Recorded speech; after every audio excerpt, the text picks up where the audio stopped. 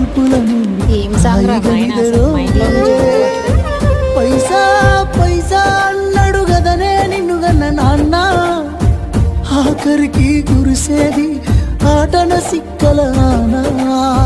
పరువు పరువు అంటూ తీస్తిరి గదనే పరుగు, పానం పోయినంక మోగేదే డప్పుల దరువు.